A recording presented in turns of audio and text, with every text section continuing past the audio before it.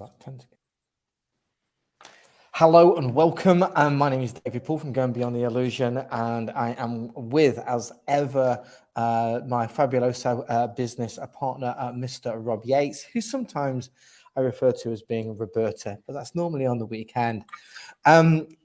We are joined by an outstanding coach, and I say outstanding because Edward Addison is not only outstanding for his clients, and that is measured in results. And we've got 1,000,001 testimonials, and these clients just keep on bringing in more and more people for Edward. But he's also outstanding for the way that he's gone about business. Tonight's Q&A, and it really is a bit of a Q&A tonight, we'll be interviewing Edward about the ups and the downs and everything else in between, and you will have the opportunity to ask any questions if you will. But without further ado, I'm going to hand you over to Mr. Rob Yates. Rob, it's great to have you. And Edward, thank you so much for being here and wanting to share everything. Later. Thank you. So, folks, it's the 6th of May, 1954. For 4 decades beforehand, somebody had been told and the world believed that something wasn't possible. On that day, Sir Roger Bannister went on the Iffley Road running track in Oxford to run the first sub-4-minute mile. He achieved what a physician said was impossible, would kill you, and that would be the end of you. And yet he was still walking and breathing at the end of it. He broke what other people believed to be true. He only held that record for 46 days because once one person does something, many follow, and his record got beaten by a competitor of his. The next person to go sub 4 minutes for the mile. We fast forward ourselves 70-something years into the future, where now high school children who are into athletics consistently run a 4-minute mile, and I wonder how fast people can go.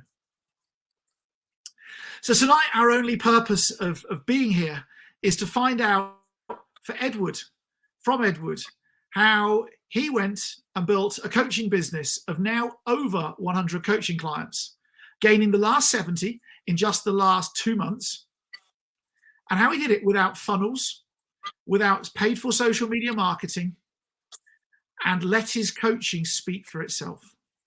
Maybe to inspire you to go and do your sub 4-minute mile. Edward, thank you so much for joining us this evening. Tell us, where in the world are you?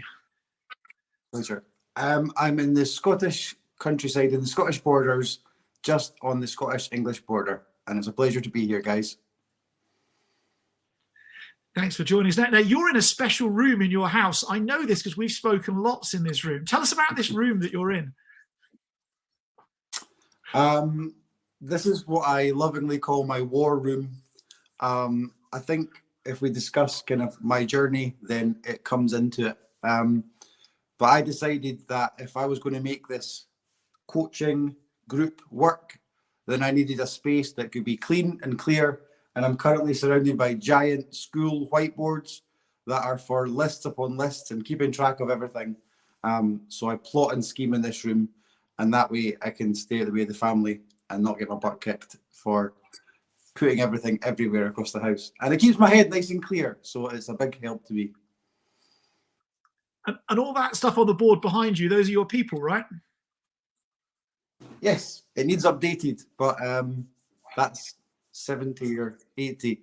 This list here is for who I've checked in on recently. They get a little dot next to their name, and then who I'm going to be speaking to gets a little mark as well. So checks and balances for everything. That has been one of my secrets to success, I think. Fantastic. So we'll come for that. I want to go and just go and share some exciting news. At the end of Sunday, you celebrated 100 paying clients in your coaching business. We're now at the end of Tuesday. What do the scores on the doors look like? Just to drum roll and share the excitement. So I've had 10 people sign up yesterday and 10 people sign up today so far. There's a couple of hours till bedtime, but we sit at 120 paid members at the moment. Fantastic, mate! Congratulations. I know how hard you've worked doing this, and really it is a 4-minute mile that's been broken because of the beliefs that most people have around technology, websites, social media, blah blah blah blah blah, and funnels and so on and so forth. But we'll come to that later. Where I'd like us to wander to is 2 to 3 years ago. Like, where were you? How was your world? What was your hopes, dreams, and aspirations? What were you winning at? What were you not winning at? Tell us the story. So I've been a hypnotherapist for about 8 years, and I'll be working full time. I've got a family and stuff, and kind of a busy boy. I help with the scouting movement, and I run a football team and things. But the hypnotherapy thing was always another little part of my life that I was trying to fit in, and I wanted it to grow. But sometimes I would get a testimonial. Sometimes a client would appear from nowhere.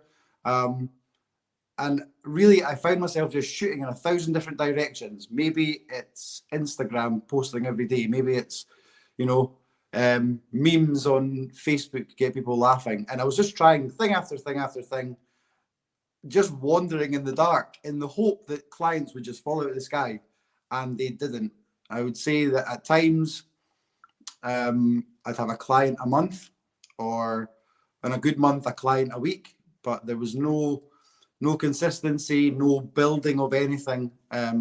So it was simply just, like I say, dashing in as many directions as I could. Sometimes it was past life regression, and sometimes it was things that were related to hypnosis in some way. But there was no consistent message. There was no consistent image that I was trying to portray to the world. It was just haphazard and everywhere, kind of like my life.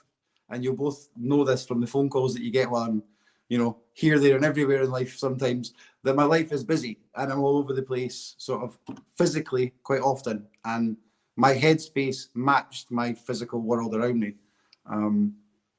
Certainly in the past. It's very interesting because I often say that, like, your business reflects your life. And I don't want to jump around too much, but you've simplified you're still busy. You're still very busy, but your life has got simpler over the past few months.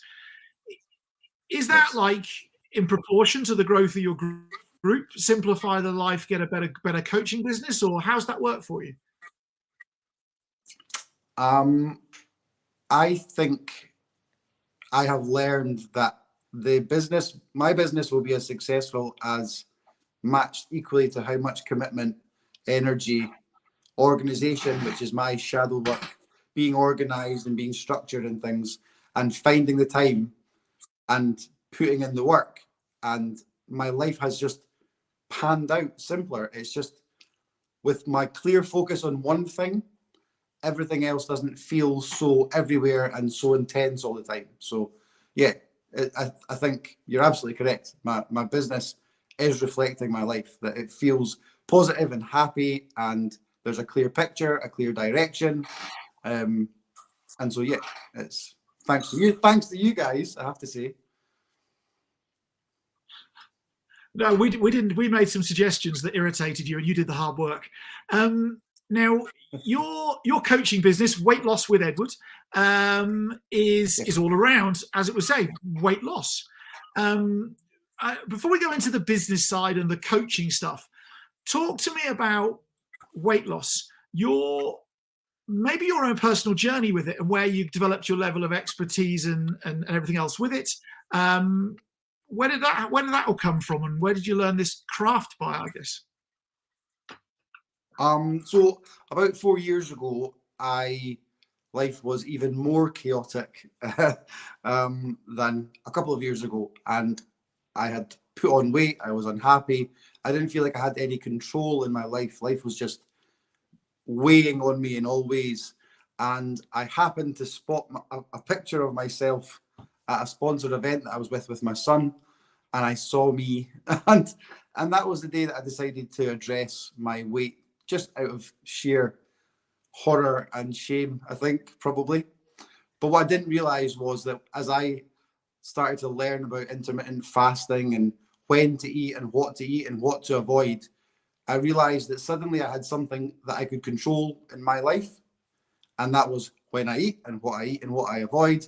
And so I quickly lost weight. I lost 52 pounds in 45 days, and threw myself obsessively into this one area of life that I could have a say in.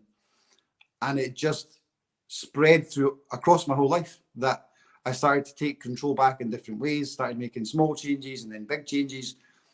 And so, because actually that's how I met my partner, we were both into fasting, and we were so enthusiastic and so obsessive about it that people started asking us for help. What routines, what would work, what should I be breaking fast with, blah, blah, blah, all the different stuff. And so people would come to us, and so we started coaching them.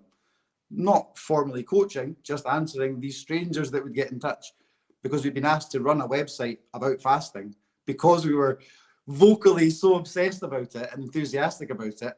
And so that journey has brought us, brought Jem and I as friends and people that shared this common thing, and then discovering that we were both therapists. And so life kind of went with that. And then actually it was Rob, David and I were having a conversation about the benefits of working with groups of people and how you manage different groups of people. And we'd kicked the ball around for quite a while on this sort of subject. And he was asking me, why are you so good at fasting and things? What skills have you got? What head side of the game? And I was explaining how being a hypnotherapist and having the skills and knowing about the importance of like motivation and enthusiasm in life, and all the little tricks and things like that, it made my journey easier for what I was trying to achieve in the health and food thing. And so I think David had said, so it's like a psychological approach to weight loss. Although there's nutritional stuff, of course there is. It's the head side of the game that is the make or break of people's success in weight loss. And I was like, absolutely, that's it. And that's actually where the concept was born, that yes, I was enthusiastic about nutrition. I could discuss compound exercises and, various things about weight loss till the cows come home. But really where my sort of professional expertise lies is helping people have positive, enthusiastic lives where they let go of their baggage, they smile more, and they have fun. Well, that's applicable to someone that I'm working with that has anxiety or a substance issue or wants to lose weight. And so, so it just kind of, it was born from my personal passion with health and weight loss and things like that, that just kind of married in nicely with what I do in the therapy room. And so Weight Loss with Edward was born. How did you find, so I'm a hypnotherapist as well. We both know that. We've spoken about this at length. And we know the power of hypnotherapy. And many coaches are not hypnotherapists, but they have toolkits that would enable them to help very many people with very many things, right? So they could help an ostrich with dyslexia all the way through to a manic depressive and anybody in between. Yes. And how have you found this journey, or what did you do to help yourself not go, I can just help everybody with anything? Because your group is very, very defined. It is weight loss. It is about a headspace of weight loss and allowing that emotional baggage to come off with the physical baggage at the same time. How was that for you, though, in terms of that? I'm actually willing to put some of this other stuff to one side. I mean, have you done it fully? Is it still ongoing? There's been a very strange process with that. As you say, hypnotherapist is a toolkit that can help with so many things. And so I had, there was trepidation, or there was fear about, if I lean too much into this thing, is it somehow not as serious as the serious therapy? Like, you come in and it's anxiety we're dealing with. And I've like grown to understand quite how wrong and how backwards I had that in fact a symptom of many things is carrying a few extra pounds or having an unhealthy relationship with food or a dependence on food. And so my point of contact with people, mostly these days, happens to be around losing weight or sometimes gaining weight, shaping up, getting fit, whatever it might be. But actually, that point of contact is where we then sit down and have a conversation and unpack all the things that I would have spoken to people about in my sort of dry therapy clinic,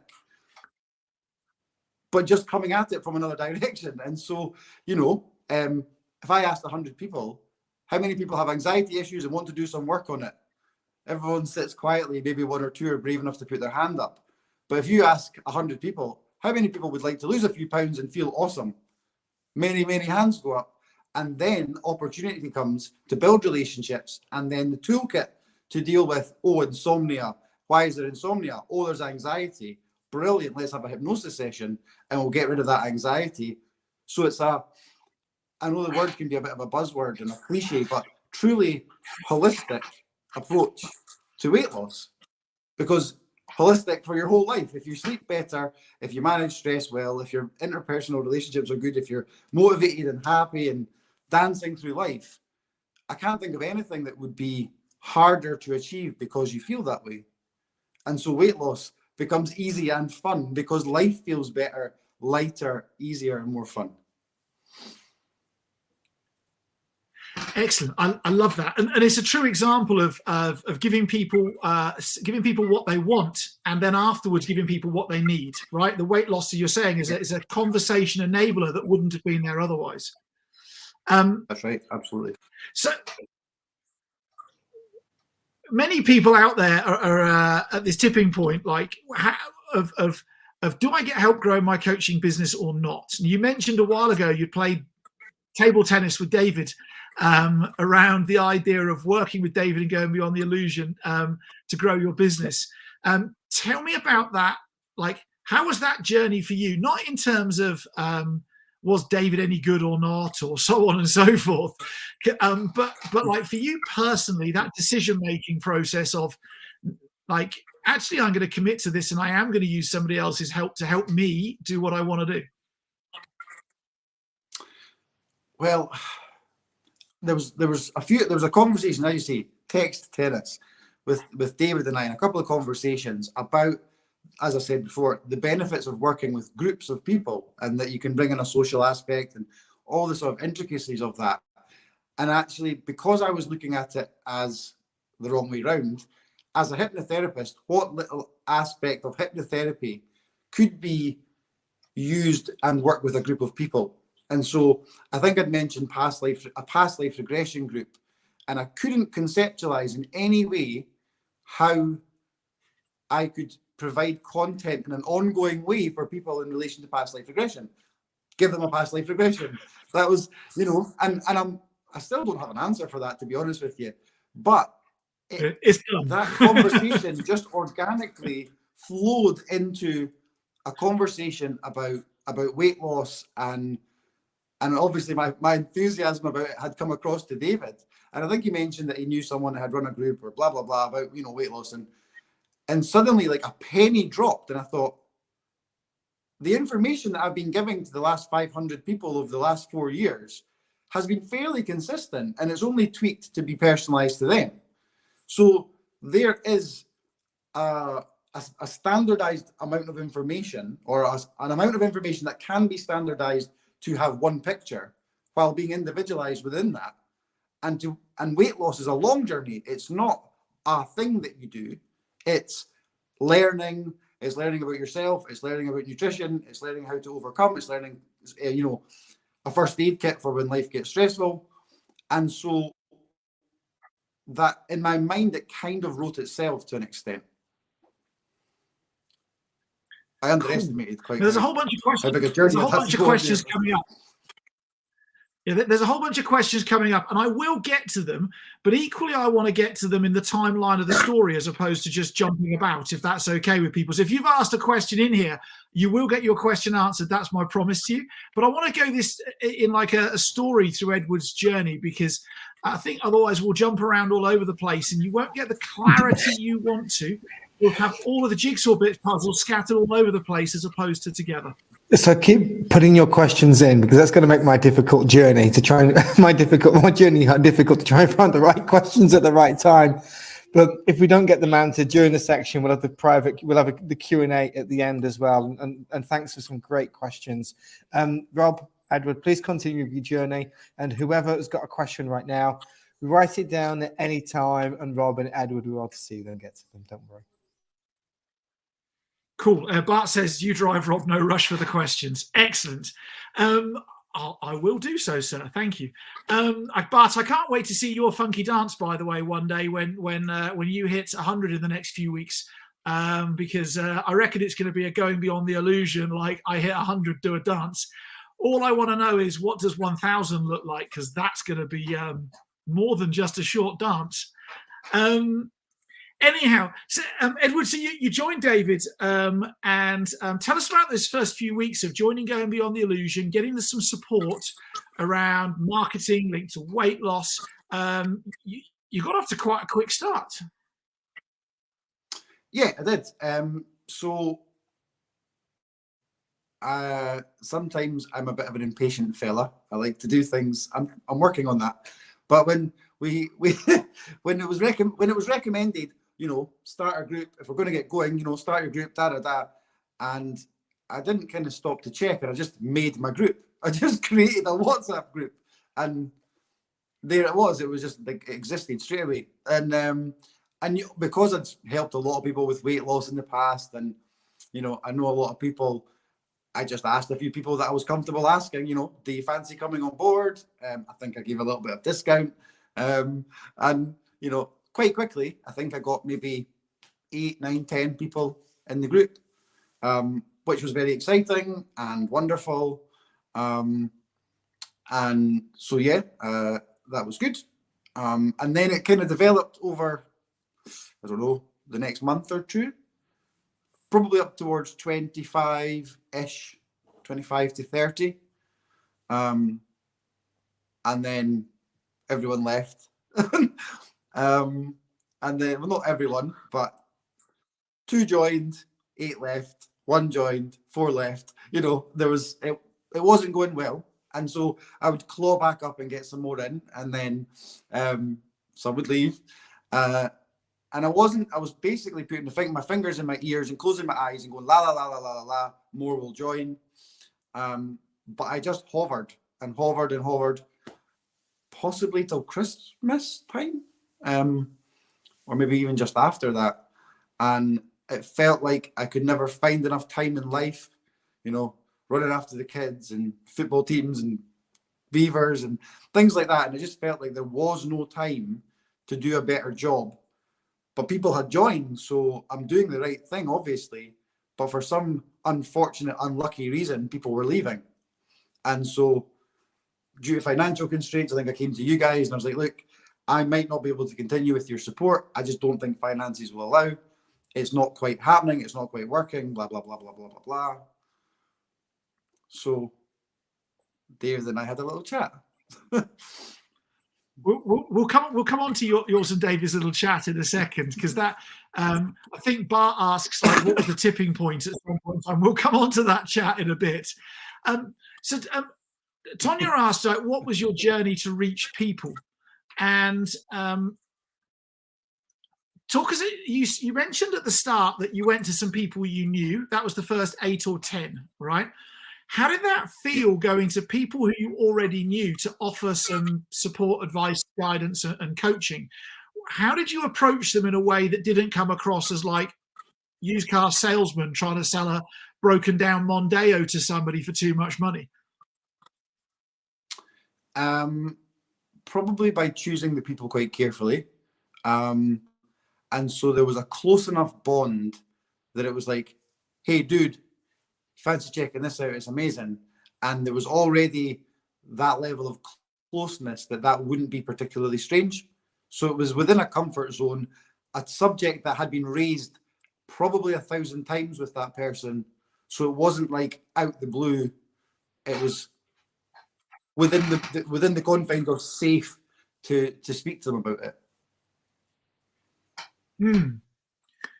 And did you get anybody in that first group who you spoke to who was like, those first 20, 25 you were building, like, no, thank you, it's not for me, or worse?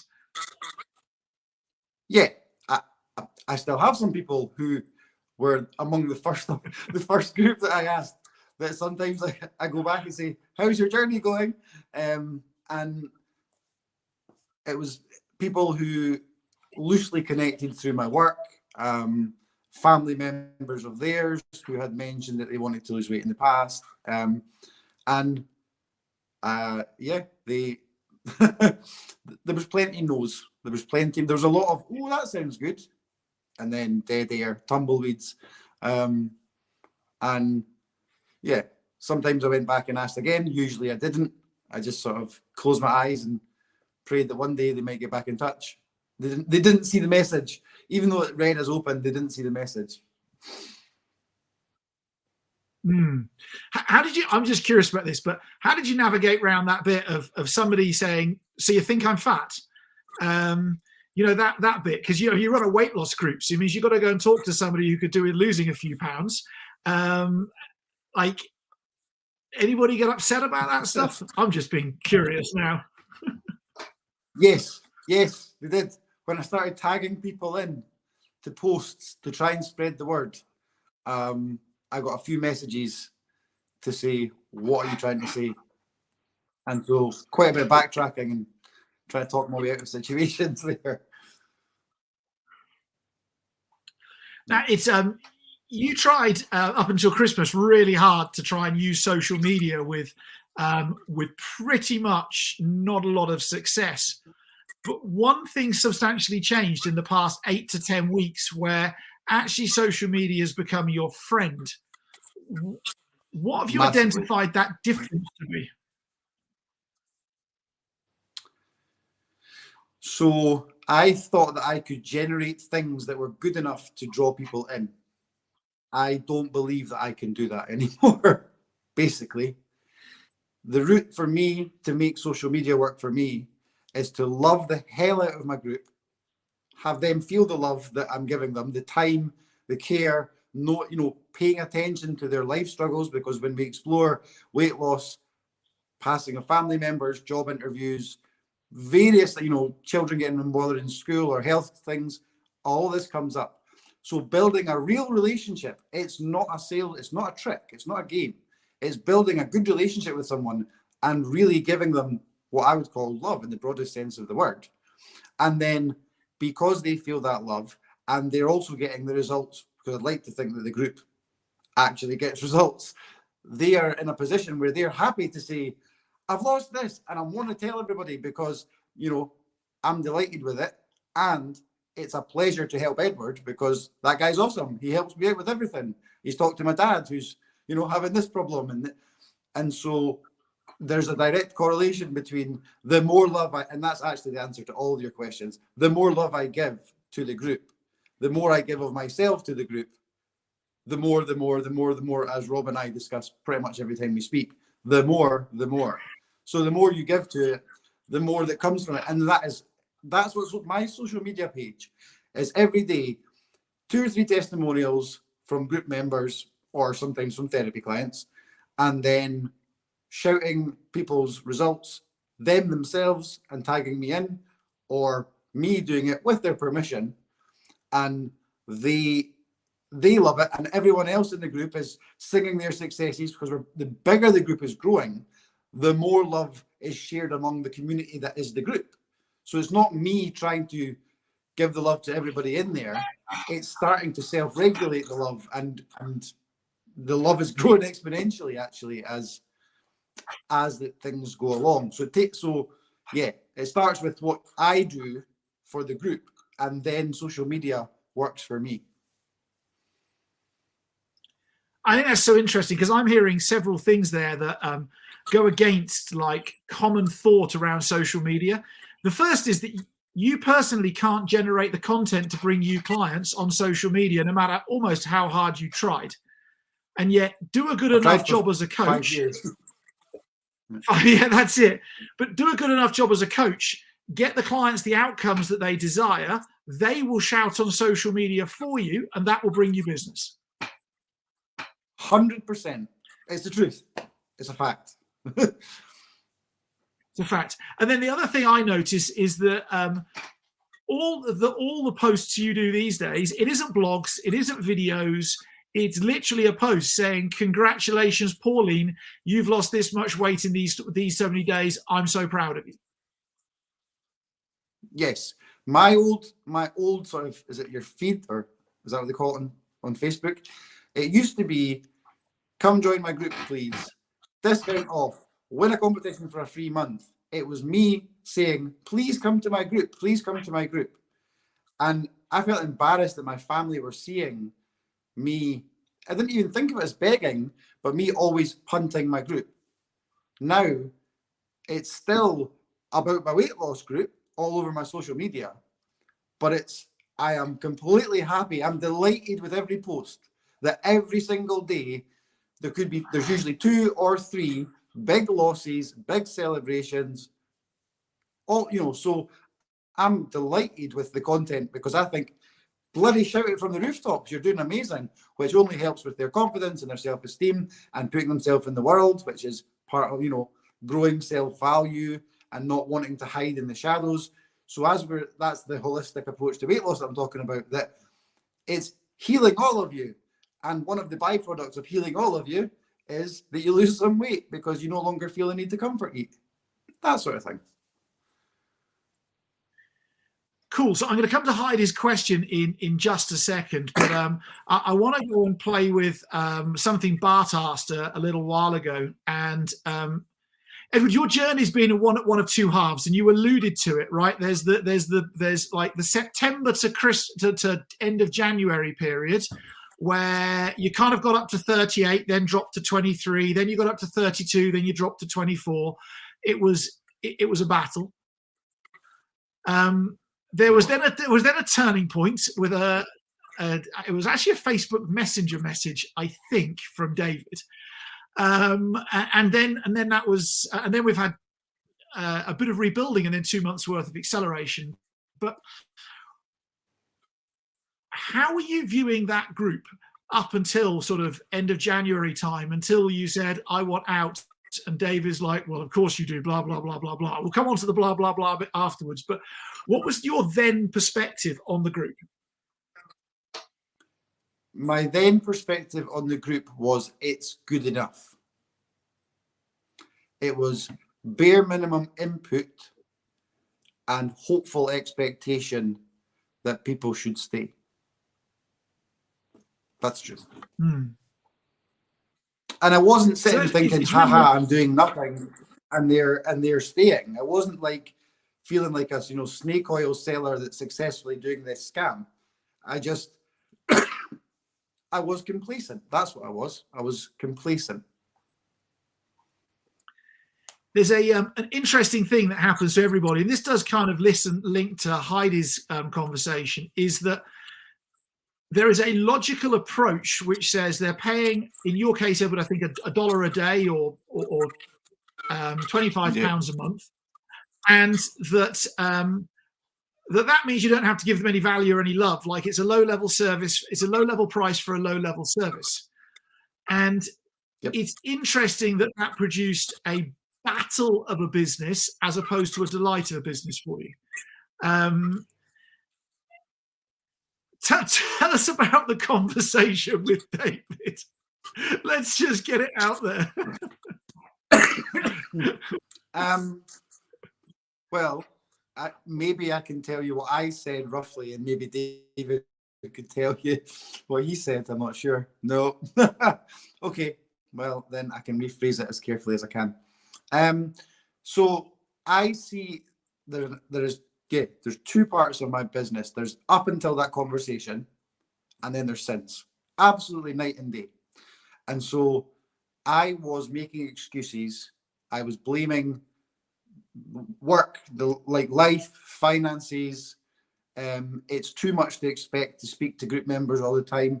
It was all basically bratting, as I would call it. It was trying to blame someone else for my shortcomings, wherever that might be. That might be, like I say, commitments with the children, working too many hours, whatever, many things. And because it was failing, and because I was paying for the service, and because it wasn't as successful as I would hoped it would have been, then finances were getting to a point where I genuinely couldn't afford to pay. And so I wanted to continue. I thought I could battle on with it, but I felt like life was just pulling me in 1,000 directions. I was always exhausted. I was always chasing my bum, just running from place to place, always feeling like panicked and scatty. And so I think I approached you guys, or I approached David and said, look, the numbers aren't going up. It's not happening. This is the cold hard facts of my life at the moment. I think unless the group grows, I'm going to have to just step out for now, guys. And so David didn't respond as I expected, and delivered succinctly some home truths. I said, about... I'm in your group and your group is shit and I don't even follow it. Yep. There's your problem. And you went, ooh. Yep. Yep. And there was more about taking responsibility, not giving enough to the group, about making it a priority if you want it to be a success, giving the project the love, giving the people in the group the love that they require for it to be worthwhile. That my attitude was one of scarcity and what's the minimum I can put in. It was about excuses. It's somehow it's your guys' fault, or it's my work's fault, or it's finances' fault, or it's Facebook isn't working as it should be. I think I'm being, shadow banned. Anybody else's fault. And basically David said, no, it's your fucking fault. And I had to go away and reflect honestly. And he was absolutely spot on correct. Absolutely. And I preach personal responsibility in every therapy session. And here's me saying, it's not fair, like a 3-year-old saying, it's not fair. The world is not giving me everything that I deserve because I've made this group. And the holes that he pointed out were like the side of a barn. That's how big they were. And so I was letting my members down. I was letting me down. I was letting you guys down. And I was just doing a shit job of running a good group. Disclaimer, I don't always kick everybody's ass that way. He deserved it. Yeah, that's true. And so we'll come on to that was the week the war room was built. Sorry. Yeah, we'll come on to running a good group. We'll come on to running a good group in a minute, but I want to pick up something that Heidi's asked here. So when that happened, it would be fair to say that you had emptied your contacts, friends and family's list in terms of like who to come and join the group. You've probably been through, I'm guessing that 60-ish group members by that point in time. You'd step forwards 8 and then 5 had gone and so on and so forth. Where or how did we find the next people? This group that came from this 30-ish number through to this 100-ish people, where did they come from? You and I were discussing how to make contact with people who wanted to lose weight and how to give them a taste of the value of what I can offer without any great cost to me, but give them enough of a feel of it that it would encourage them, perhaps, depending on how good a job I did, to come on board. And so was born 15-minute free hypnosis sessions, mini sessions for weight loss. And I would gladly give up half an hour for a consult, but no one was coming for a consult. If you say free consult, folk were generally not getting in touch for that, really. But because we found something that was unique enough, it was different enough, and it was of quality. People pay quite a lot of money for a hypnosis session. So if they can come along and get that, or have a video call and get that, and they enjoy it, we both know how amazing you can feel after a hypnosis session, then they genuinely get something of value. And I get a platform to tell them about my group and to give them a taster of how amazing life can feel, because that's what 15 minutes of hypnosis can do.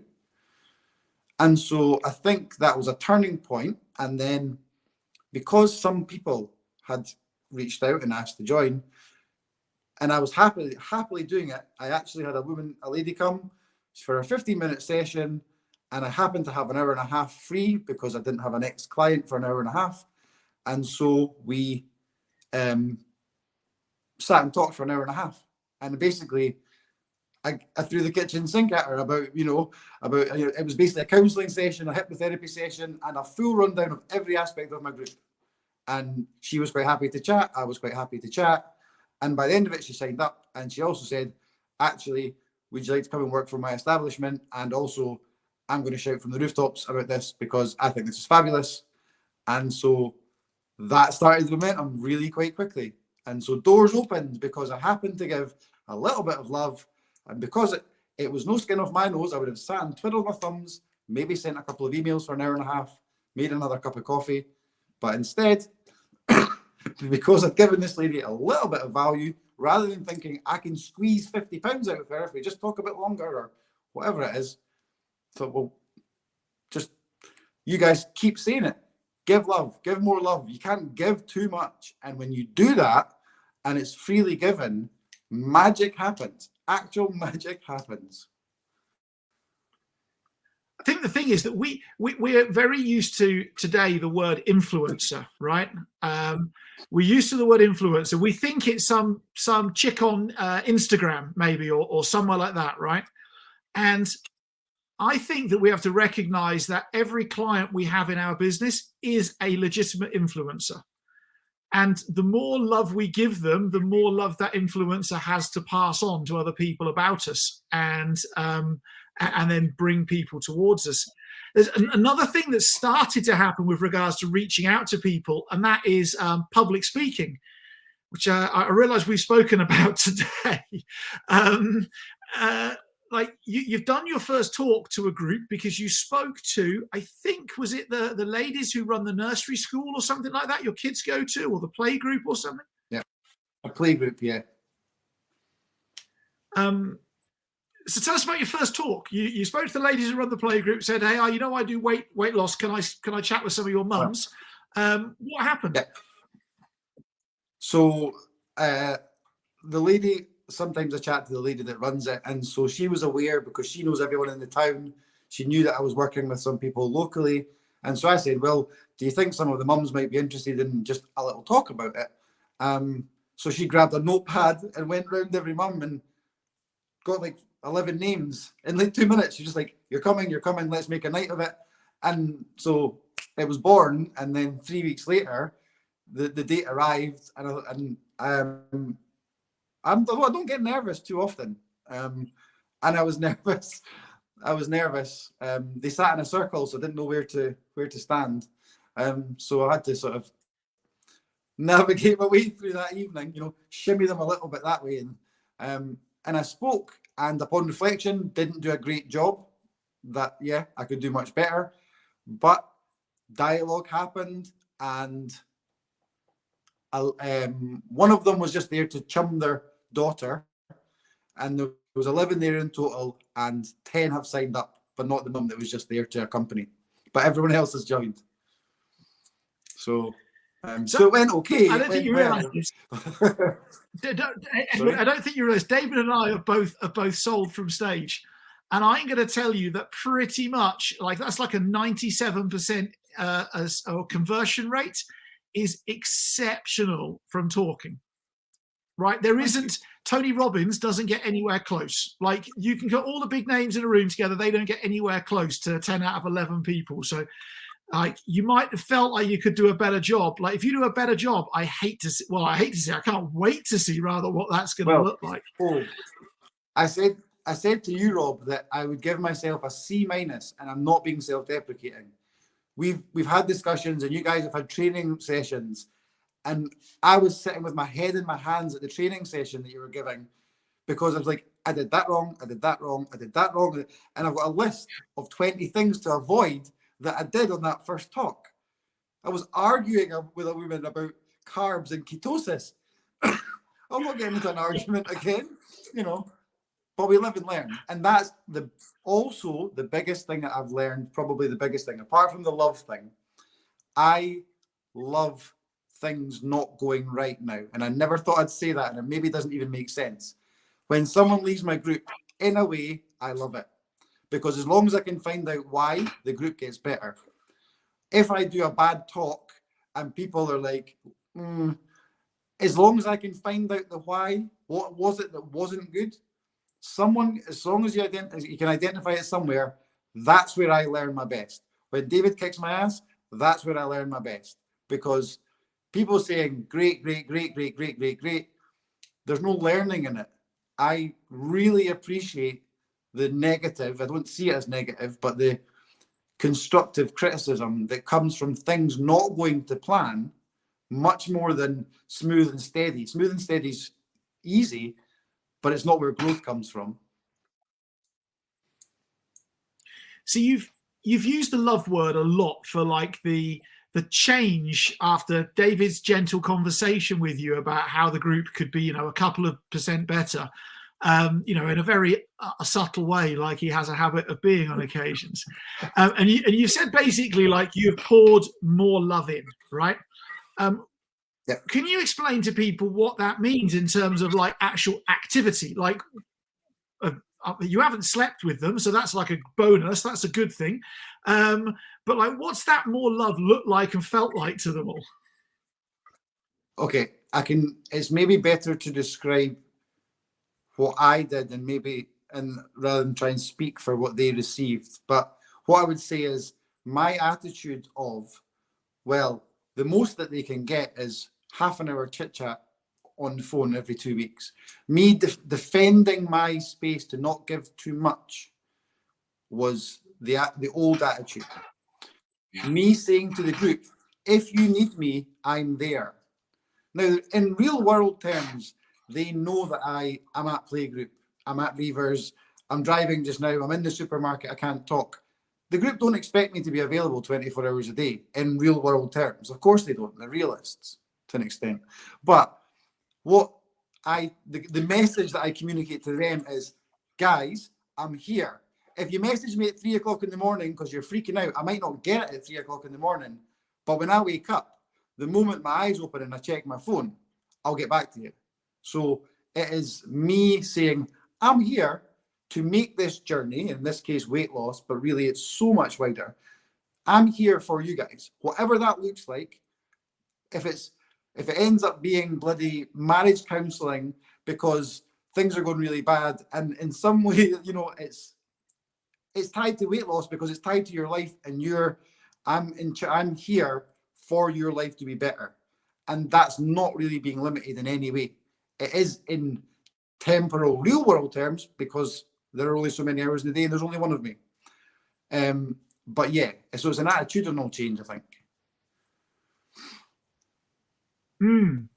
There's things I've noticed, like you designated all those boards in the room in your house, the war room, to this is the space for the group. Everybody's got a name on a board somewhere. But I think that bit of breaking they only pay this much, therefore I'm only going to give them this much, and breaking that to actually they want to lose weight, so I'm going to shift everything to enable them to lose weight regardless of what it is. That's made it very, very easy for people to refer their friends and family to you. Yes. Yeah, so I would say I've not got time to make a recipe for every day of the week. But instead, my mindset now is I've got a shared folder, a bank of 500 recipes. So at their leisure, they can dip in. I'm not limiting what I give anymore at all. If you need it, if I can perceive or I can feel from the group that something is needed, I'm providing it as quick and as hard and as brilliant, amazing and overwhelming as I can. because they feel that. They know that that's what's happening. They're like, holy moly, I've got low carb meal plans, keto meal plans, like everything. Somebody messages in the group, has anyone got any lunch ideas? 30 seconds after I see that message, 100 lunch ideas just pops in the group. And we put it in the shared folder so that everyone can access it at a later date, or new members can get it who don't see the old chat. So I'm giving this everything I've got. And there's no exaggeration. And I'm sure sometimes my family want to wring my neck occasionally, because I do also ring fence time for my family. But I am obsessed with this because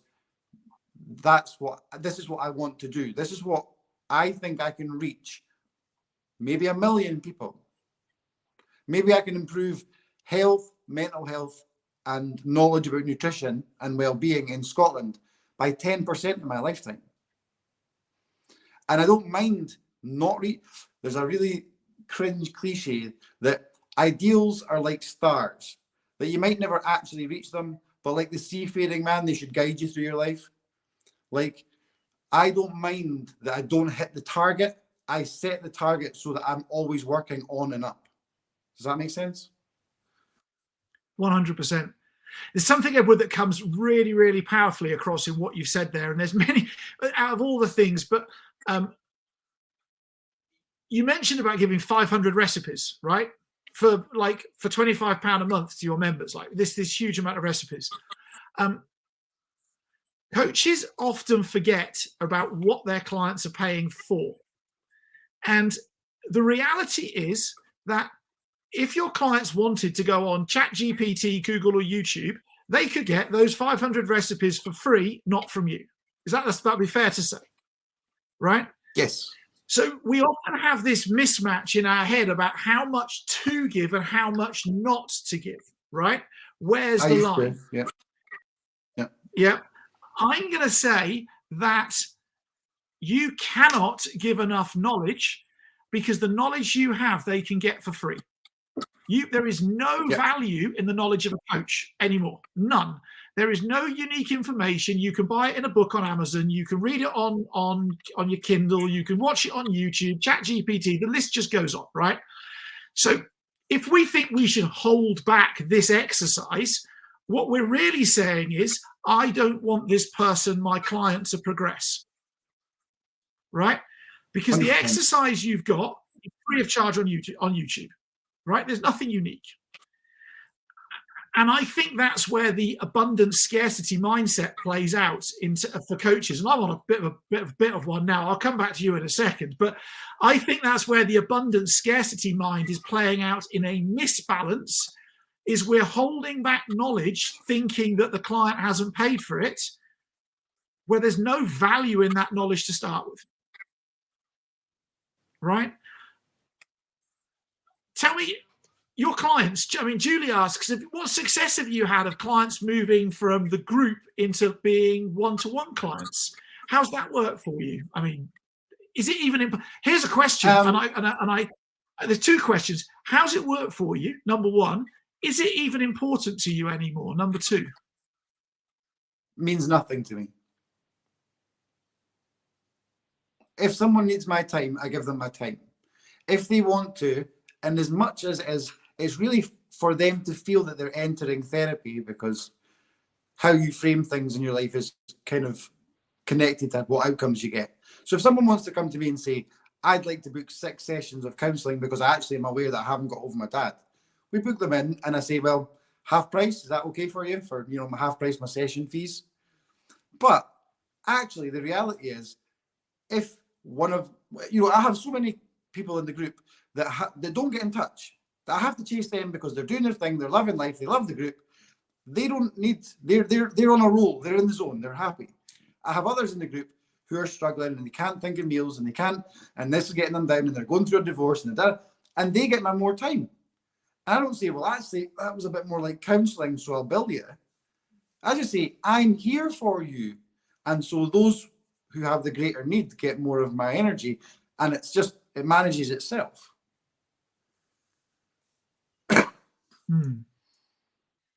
Cool. There's been a remarkable shift in you where at about 30 to 40, 50 people, it was how many can I convert into therapy, to a dream of one day thousands or tens of thousands, or you even mentioned 10% of Scotland and 1 million just a few minutes ago.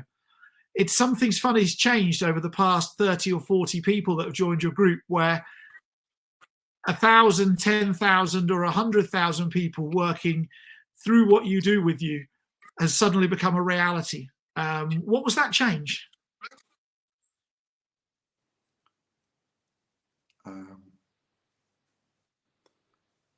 I don't know. I think the evidence in front of me that watching a model work, and as I say, you and I discussed, the more.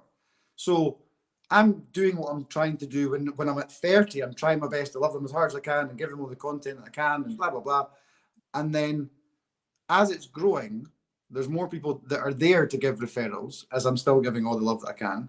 And there's more people to put testimonials online. And then more people join the group. I give them all the love I can. And someone else maybe starts to overcome that was struggling in the group. So it all keeps moving, and a little bit more and a little bit more. And so there's a bigger pool of people to make referrals and a bigger pool of people to make, social media posts. And it gathers this momentum that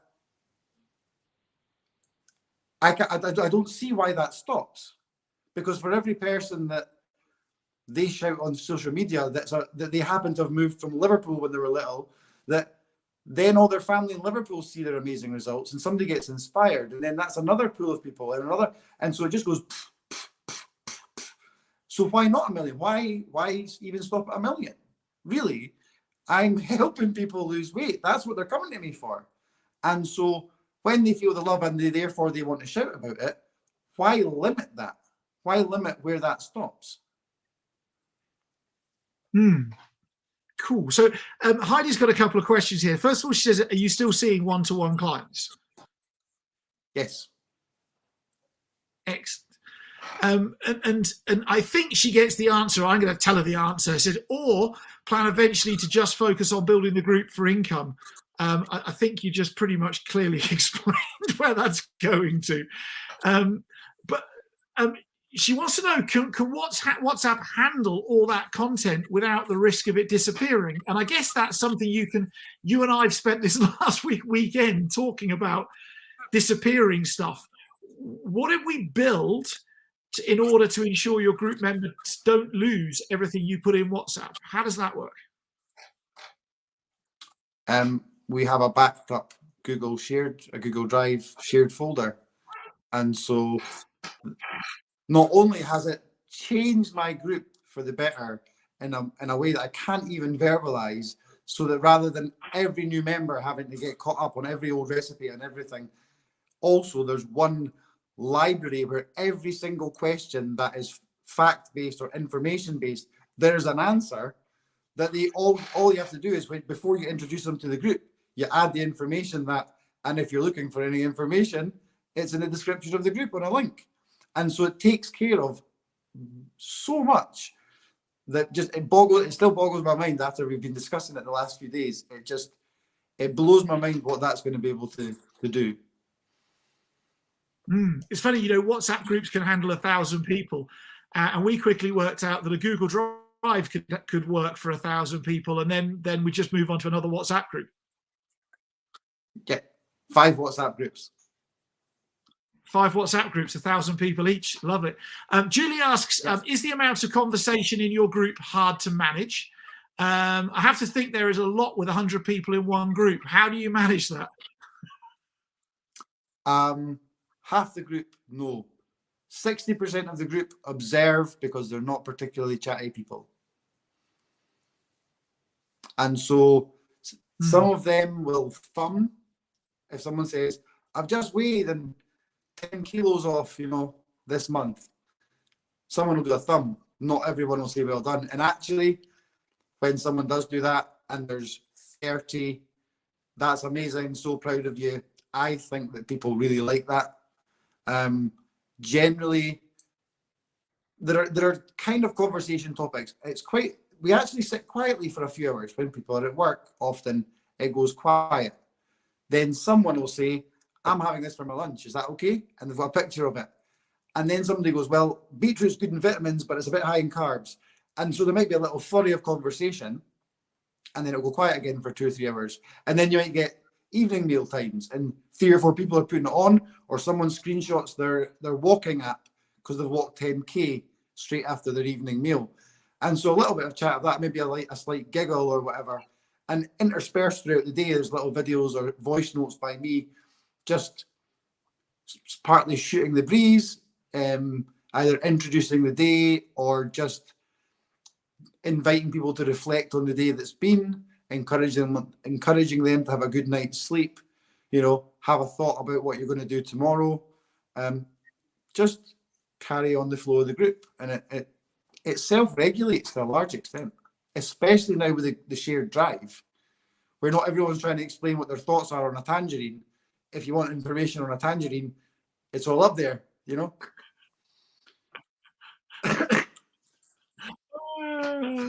So Heidi says that, and I'll come back soon. So Heidi says the link goes to a Google Drive thing. I need to look into that. No idea how that works. It's go on Google, set yourself up a folder, give anybody access to it, and just allow them to view it. Put the link for the folder in the description of your group. Tell people it's there, and then arrange it into subfolders. Edwards is still being gone through, but recipes, whatever it is that's relevant meal to your plans, people, hypnosis track, meal plans, blah blah blah blah blah, and we've got some quite big plans for that Dropbox, that Google Drive folder coming up. Edward and I are busy scheming on a 21-day launch. For people to introduce people, which wasn't really relevant beneath 100. Now we're getting over 100, and his group's growing at 10% a day, roughly speaking. That's becoming relevant. It's interesting, Edward. I just realised there's a whole lot of stuff that we've kept a secret from you up until now. And so, not even bothered saying, here's an idea for the future. We've just deprived you of it till now. How does that feel?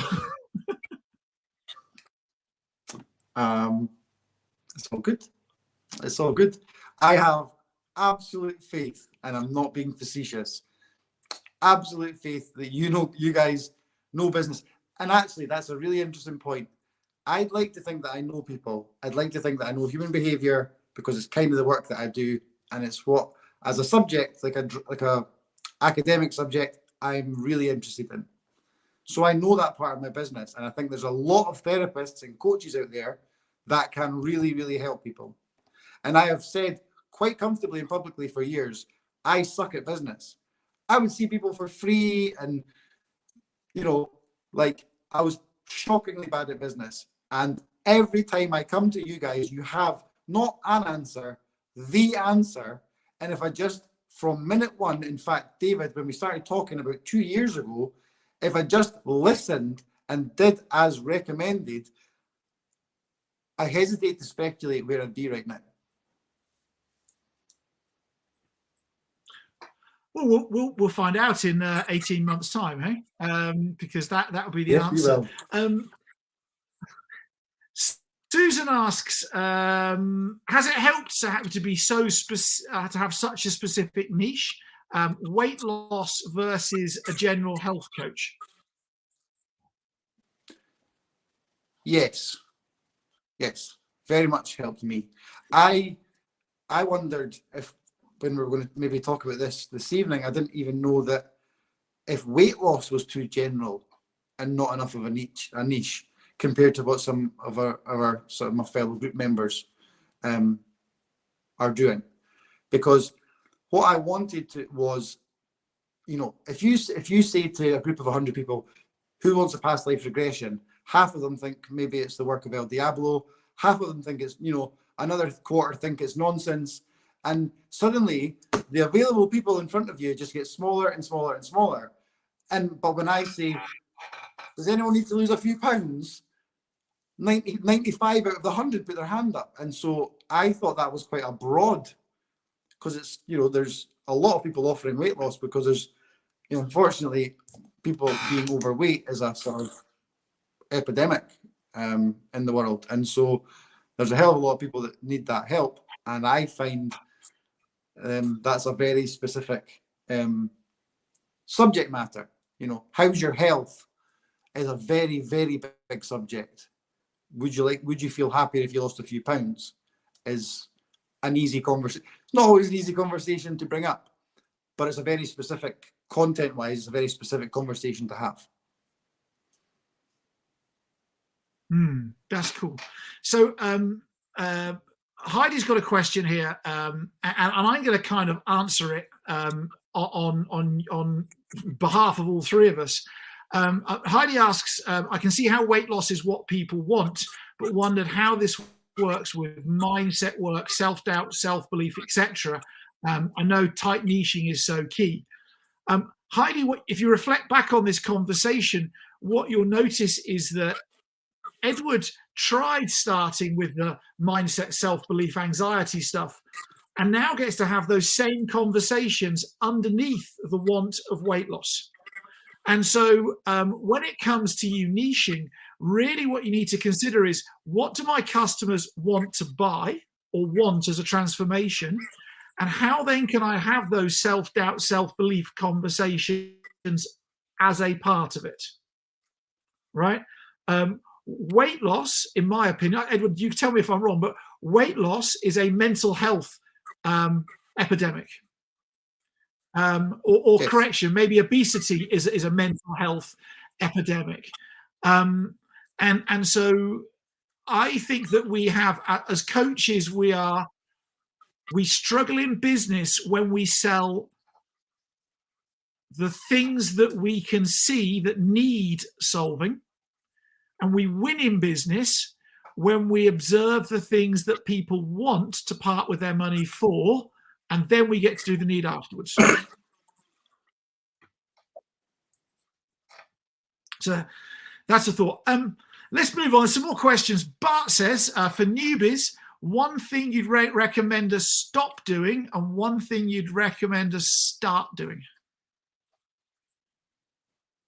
Is that to me? Yes.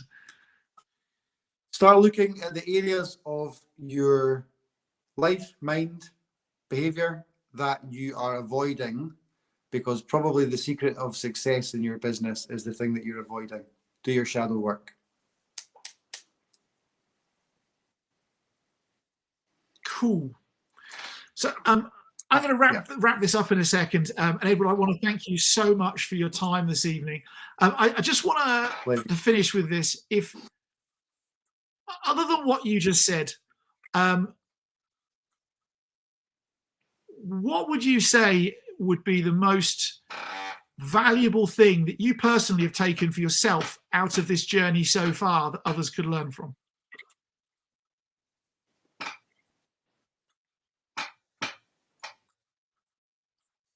I want to say love it and enjoy it, but I think the reality is that until you get a modicum of success in it, it's hard to do that. It feels like a hard slog. I genuinely think, so for me, until I became organized, I couldn't be a success.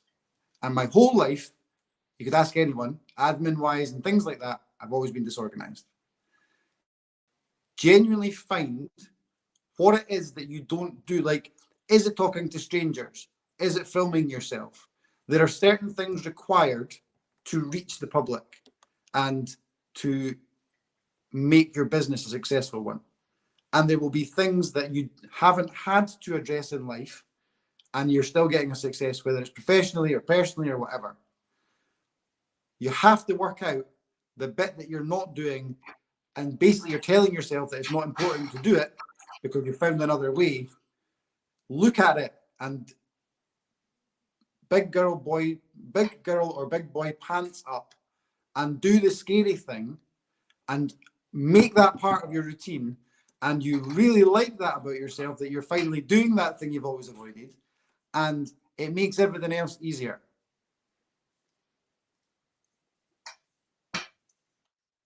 That's what I'd say. Fantastic. So, very final question. Actually, I've got two questions. So the final one, this is the final one from everybody watching. This is from Julie, and then a final one from me, and then we're all gonna go off, and we won't eat anything because we're in a weight loss conversation. But so Julie, final question from me is: do your one-to-one clients in your day job come to see you for other life issues beside weight loss?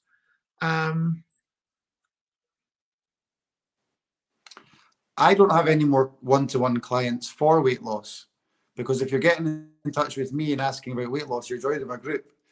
I have people that come to me totally separate from that because, you know, I have a reputation as being quite a good, you know, kind of psychotherapist, hypnotherapist, kind of life coach. So they come to me because life's not working in some way. But usually if someone comes to me and says, I'm looking to lose some weight, I actually think the most successful way is not to sit down in therapy and address weight loss and fix it, because the long game, the nature of weight loss is that it's 6 months, a year. So we could have a fantastic weight loss hypnosis session. You walk out of the session feeling great and ready to kick butt.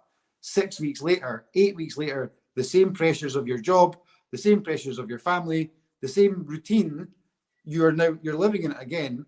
And it was those pressures that actually ended up driving the unwanted behavior in relation to food anyway. But have me sitting on your shoulder every day going, how are you doing? How are you getting on? Do we need to talk? Oh, how's your plan going? Oh, you've not lost weight. Well, why not? Let's find out. I'll go and do some research. Walking, holding their hand all the way of that journey is completely different and much better. So yeah, weight loss people, it's better to walk the journey with someone and a group and be that way for doing weight loss. But for phobias, insomnia, substance misuse, all the other human dysfunctions that I help people with, it's just booking a therapy session, as everyone did anyway. Cool. So the final question I've got, and then we're all going to wander on our way, is this model that David and I are busy guiding you through, right? And you're now 120 members. We think in our discussions, maybe 170 by the end of the week, by the end of Sunday. Let's see where it goes to. In terms of income and impact, what do you reckon? How much future is there in this model that you've got?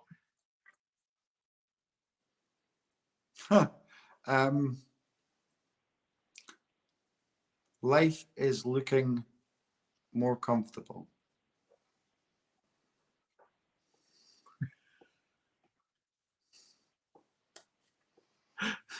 Excellent.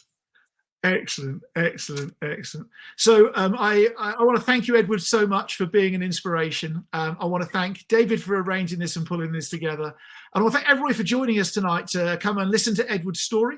It's been a 7 or 8 months, maybe decades, actually, in the space of 60 minutes. But I want to encourage you all. Nobody will be more delighted than Edward for you to go and catch him up with the number of group members he is helping on a daily basis in his group, right? Yeah. This isn't about sales. This isn't about building an epic business. This is how much impact we can have as a human being positively on the world. And nobody would be more delighted than Edward for you to be knocking on the door behind him. Although I rather suspect you're going to have a big job of chase to do to catch him afterwards. So thanks so much for your time this evening. Thanks, Edward. David, anything for yourself in closing? Thank you, guys. No, well, first of all, thank you, Rob, for hosting it tonight in the way that you have done. Some great questions that have allowed Edward to be of the transparency, the abundance, and the love that you've shown, Edward. You know, it's a credit to you. I've known you for 3 years, and I know how far you've gone. And don't take this the wrong way, mate, but I go to bed at night thinking about you. But the success that you've had is brilliant, and to sit here as the moderator of this tonight and truly have the time to listen to you in depth without me needing to be able to having to, you know, think about questions and respond to you, it's fantastic. And Edward, Thank you. I know that we've been a light for you. You've said that, but you're also a light for Rob and I. because of the way that you go and the way that you're moving forward. And Edward, I can't wait, with your help and your inspiration that you're sharing with our group members and today on Facebook, YouTube, and LinkedIn.